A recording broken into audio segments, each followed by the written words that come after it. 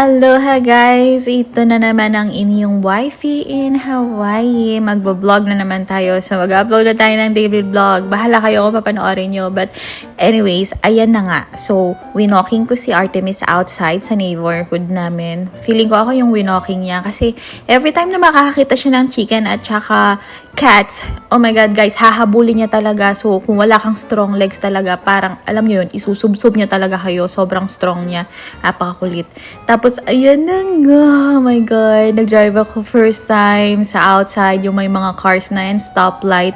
Kasi guys, kailangan ko nang matuto talaga mag-drive dito. Kasi nga, as a military wife, kailangan ko na din i-accept na yung asawa ko is malapit na siyang ma-deploy sa ibang state na naman. So, hindi pa ako pwedeng sumama kasi nga, kakarating lang namin dito sa Hawaii guys. Tsaka sobrang gastos kapag sumama pa ako sa kanya. At hindi pwede syempre magte-training siya.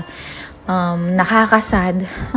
Diba? Sobrang sad talaga. So, kailangan mo talaga accept. Ito na yung life na tinanggap ko. Anyways, ayun na nga. Medyo scary pa ako dyan. Kasi ang bilis ng mga car dito, guys. Lalo na sa highway. Hindi pa highway yan, Though may speed limit, pero sobrang bilis ng mga car dito para silang nasa Fast and the Furious. So, yung asawa ko, grabe yung takot. Kasi grabe daw ako mag-brake.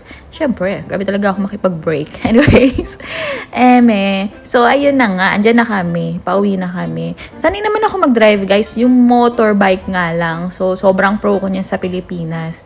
So, sabi ko sa kanya, medyo alam niyo yun, alanganin lang ako kasi hindi ako marunong mag-balance ng left and right. So, hindi ko alam kung matamaan ako, lalo na kapag masikip yung daan, tsaka parking. Nag-park nga pala ako ng backwards. Kasi nga, sanay ako sa, alam niyo yun, backwards. Nakikita ko kasi sa camera. Unlike kapag front.